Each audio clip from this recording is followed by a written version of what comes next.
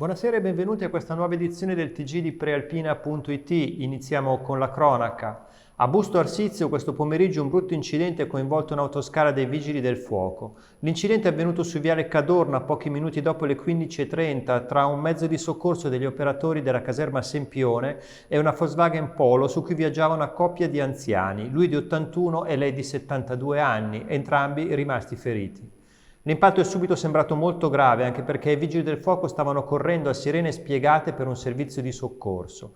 Sul posto sono quindi arrivati altri soccorritori, altri vigili del fuoco, oltre alle pattuglie della polizia locale e agli operatori del 118 con automedica e 2 ambulanze.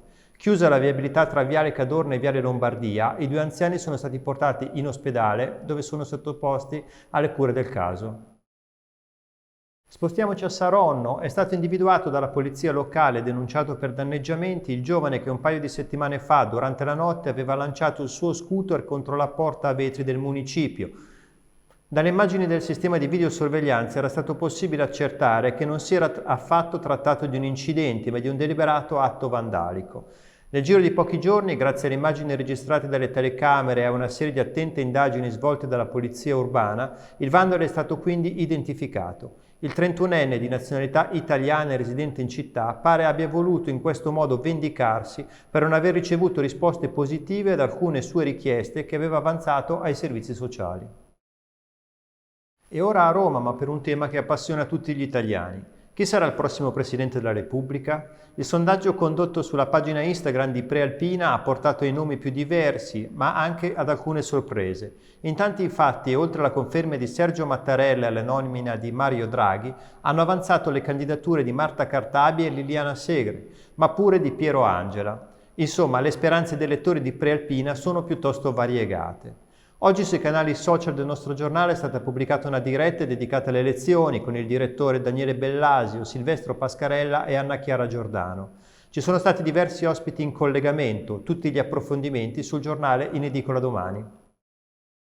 Ora a Gallarate, dove questa mattina il generale Figliuolo ha visitato il centro tamponi al Casermone. Durante la visita è il direttore generale del welfare lombardo Giovanni Pavesi che ha annunciato che a Gallarate potrebbe nascere un hub dalle emergenze per tutta la Lombardia. Sentiamo cosa ne pensa il sindaco Andrea Cassani nel servizio di Angela Grassi. Ecco, siamo con il sindaco Andrea Cassani. Giovanni Pavesi di Regione Lombardia ha appena detto che si vorrebbe portare qui il polo delle emergenze. Come la vede Gallarate? Sicuramente è un'opportunità per il territorio, se quest'area torna a vivere comunque è positivo per Gallarate e per tutta la zona del Gallaratese, quindi ben disponibile a sedermi al tavolo con la Regione Lombardia con cui già stiamo. Dell'ospedale unico che qualcuno propone di spostare qui, visto che qui ci saranno tamponi, vaccini e posti di terapia intensiva, potrebbe avere un senso o anche quello è legato a problemi di demanio e di proprietà? Sicuramente il fatto che l'area non sia disponibile ma sia di proprietà di qualcun altro è un problema, come è un problema il fatto che vi siano degli edifici costruiti che sarebbero da demolire eventualmente, andrebbe fatta poi una bonifica benché l'area non sia particolarmente complessa da un punto di vista della caratterizzazione del terreno.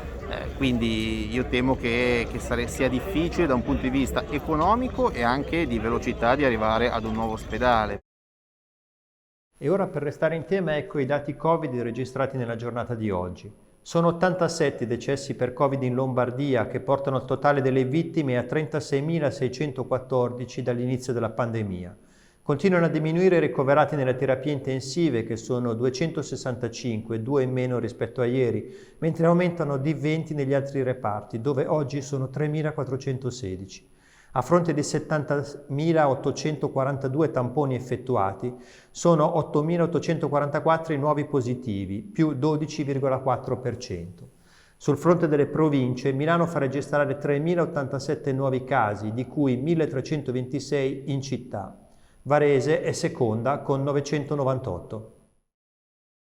A chiudere lo sport. Varese Basket ed Alessandro Gentile, questo matrimonio non sa da continuare. Il travagliato rapporto tra Open John Matthews e la sua stella italiana sembra arrivato agli sgoccioli dopo l'episodio accaduto nel pomeriggio di oggi. Il coach ha allontanato l'ex capitano dell'Olimpia Milano dall'allenamento dopo pochissimi minuti dalla seduta.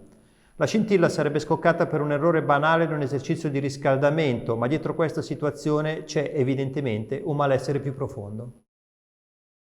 E per questa edizione è tutto, l'appuntamento con il TG di prealpina.it torna domani alle 13. Una buona serata a tutti.